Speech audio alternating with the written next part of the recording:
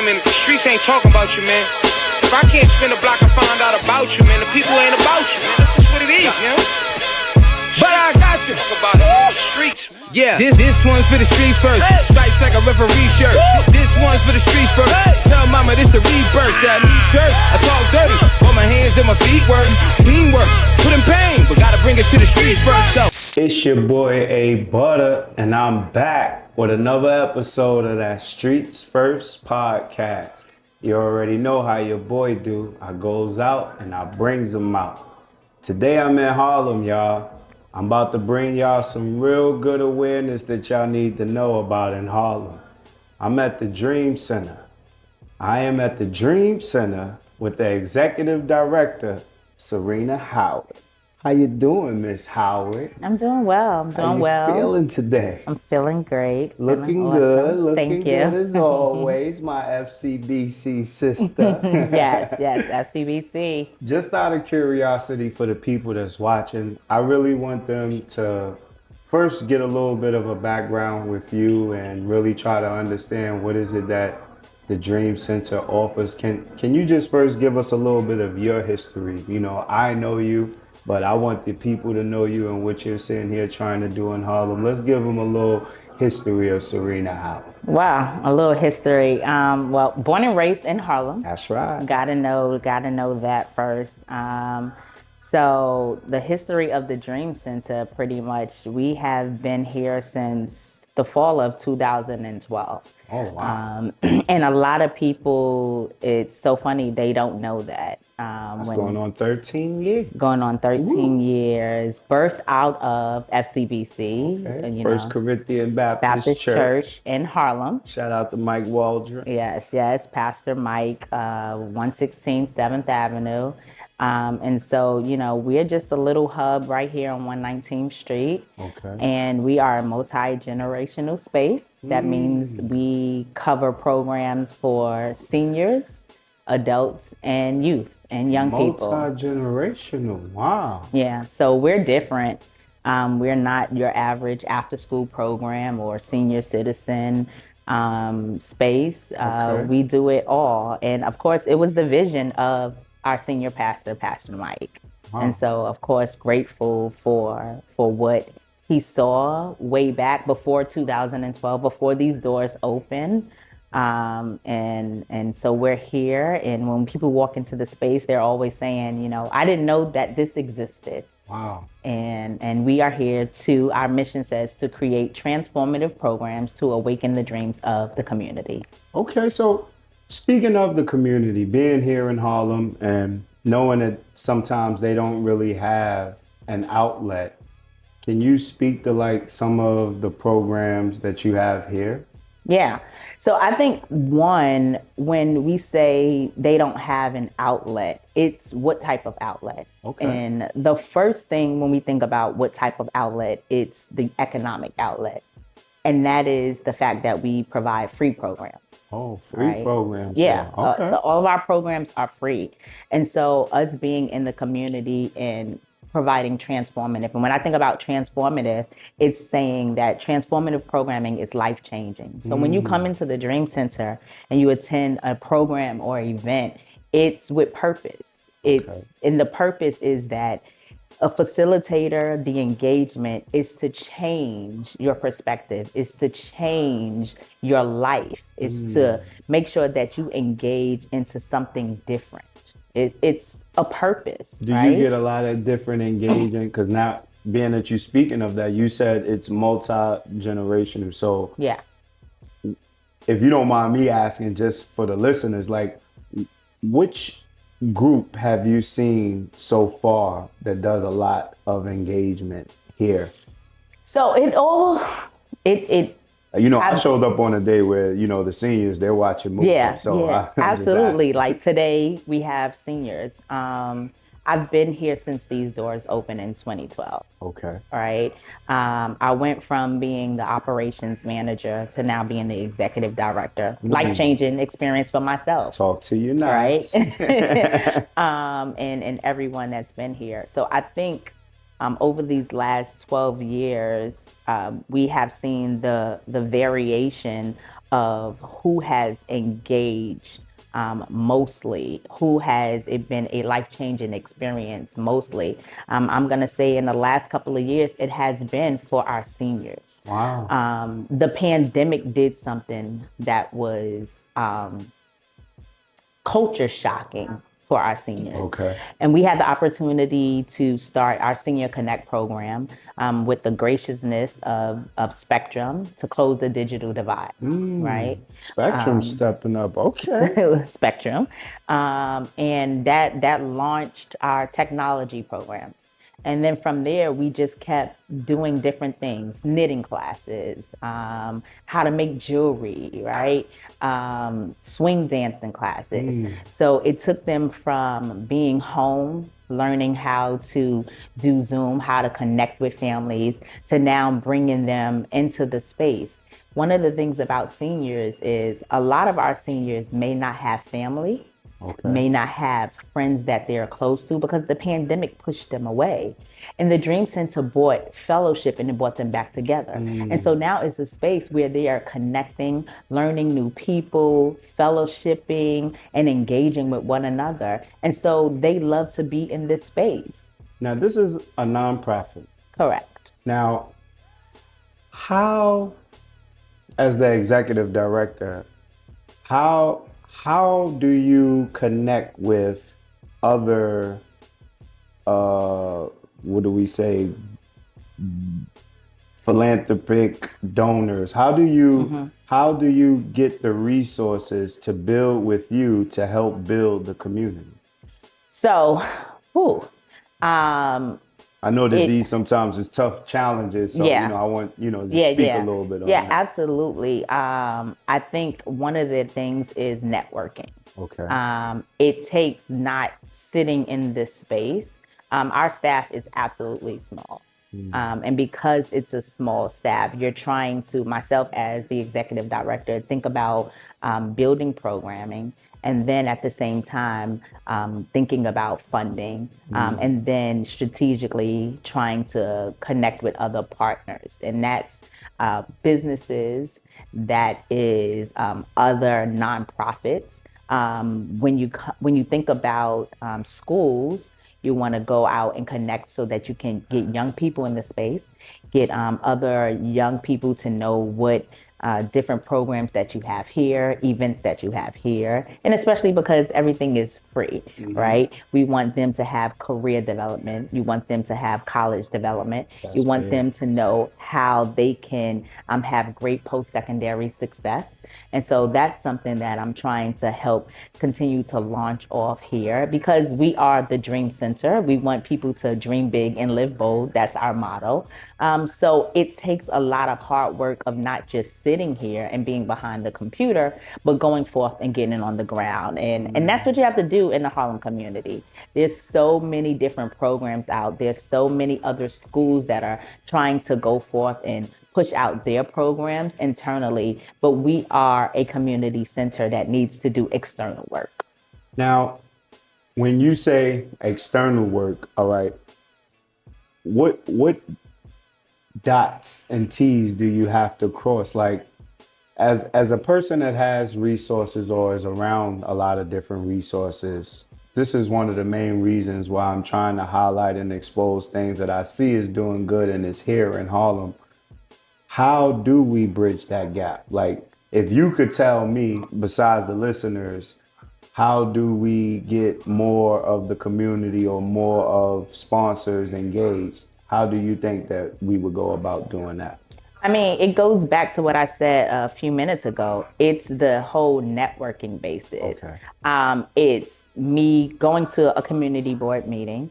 And so I know there's two. It's Community Board 9, Morningside Heights, Upper West Side, as well as Central Harlem Community Board 10, as well as just finding small groups, as well as people coming and reaching out here. Again, everyone goes, the Dream Center, you guys been here for 10 years, 12 years, and we've never seen, we've walked past here, and we're just a small little hub between a residential building and a school, an adult school. And so it's like, how can you guys not see us? But it is true. People may not see us. And because we may just be known through one of the largest churches in Harlem, FCBC, we want to be known more than just through FCBC. We want to be known through the Harlem community, because that is what we're here for.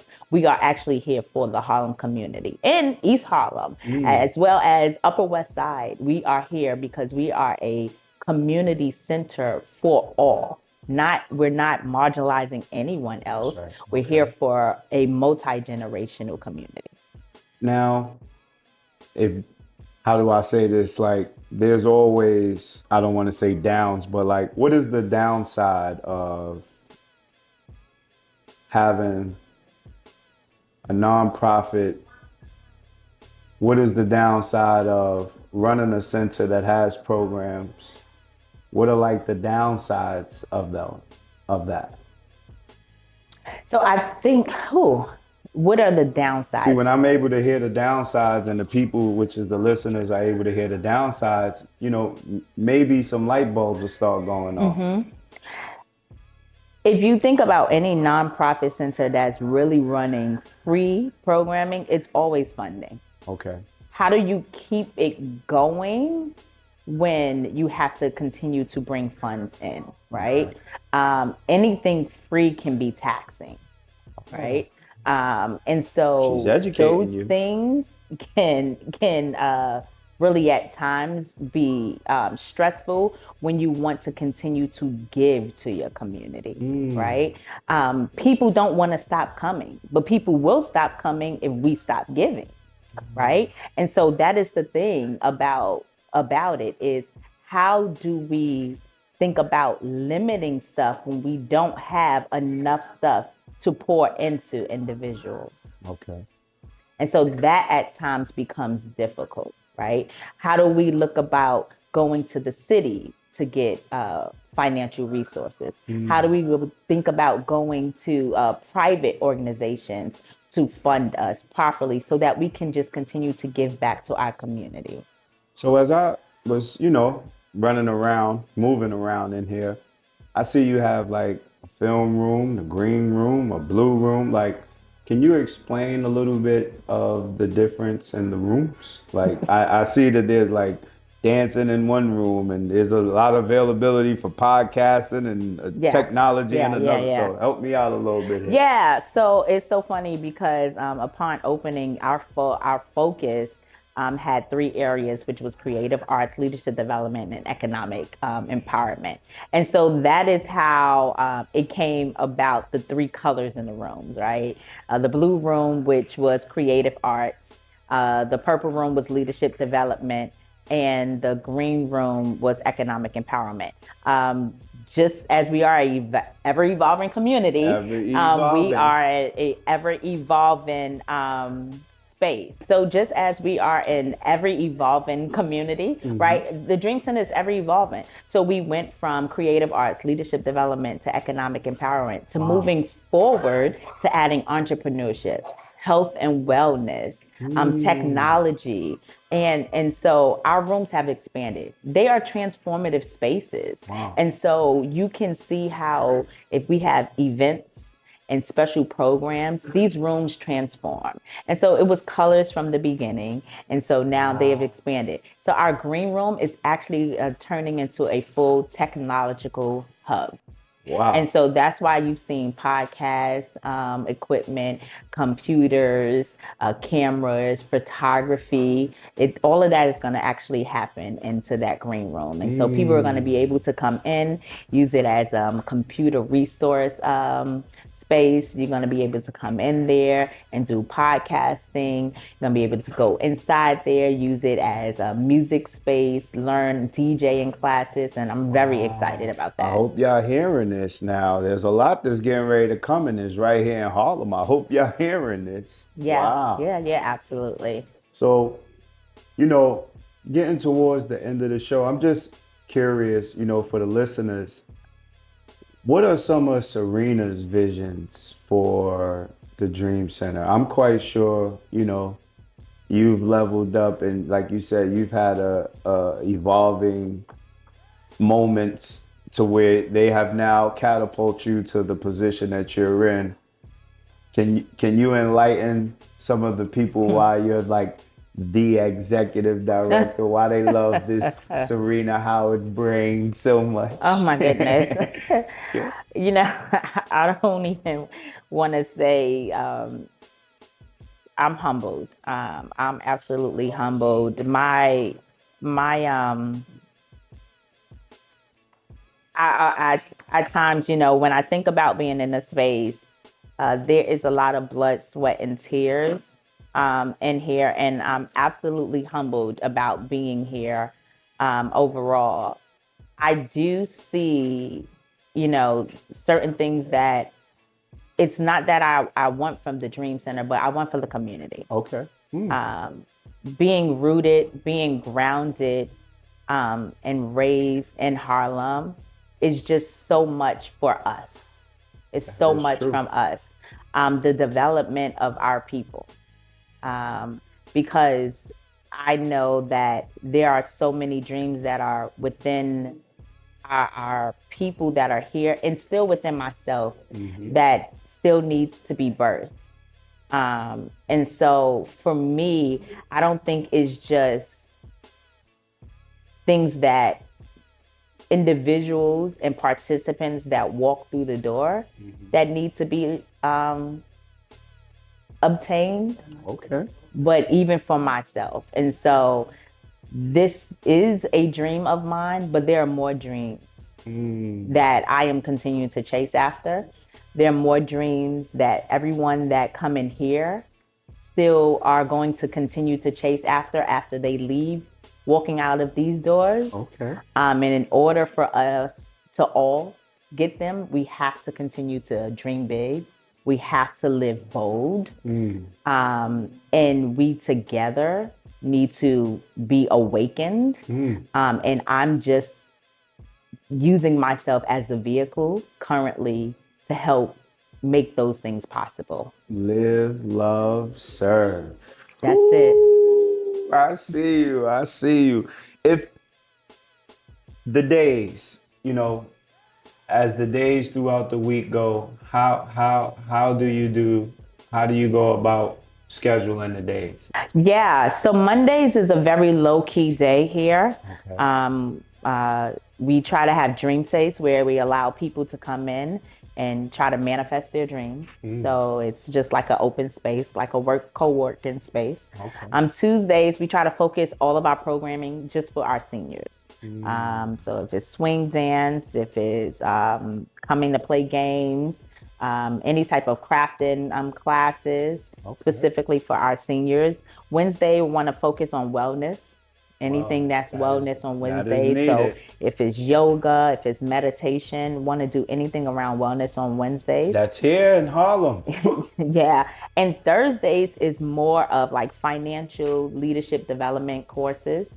That's what we want to do specifically on Thursdays. I might want to tap in with you on that. Okay. Yes. Go ahead. Definitely want to see you. This is financial literacy. Absolutely. A Get different ready. way. Storytelling. Yeah. And then Fridays, we'll be doing a partnership soon with Eagle Academy, but doing things for young people, but really focusing Fridays kind of on any special events. So anything in the evening on Fridays, you know, open mic nights on Fridays, and then Saturdays early in the day, and afternoons kind of off unless we're doing rentals on Saturdays. But Saturdays we kind of do like our knitting classes on Saturdays, as well any computer-based classes. And we also have a virtual platform. A virtual? Correct. So we do classes virtually as well. Do classes virtual? Yeah. Tap in. I hope you guys are hearing this. This is Serena Howard. We're here at the Dream Center. I hope that you're hearing what's here in Harlem that's available for you throughout the weeks. All right? Serena, before I let you go, I just want to personally tell you I'm proud of you. I'm glad to see everything that you're doing. I've known you for a very long time, since I first started going to FCBC. And to see that, you know, what Pastor said about us being visionaries, dreamers, and doers, I'm just glad to see you are somebody that's out here doing that. Thank you. Thank you so much. Keep up the great work. Keep helping moving things here in Harlem. And keep being a great mom. You know, shout out to your son and all that he's doing. You know what I'm saying? Thank you. All right? We need Jalen. more leaders like you in Harlem, all right? Thank you The so Dream much. Center. I'm here with Serena Howard, the executive director. Pull up, tap in. Thank It's your you. boy Butta. I'm outside.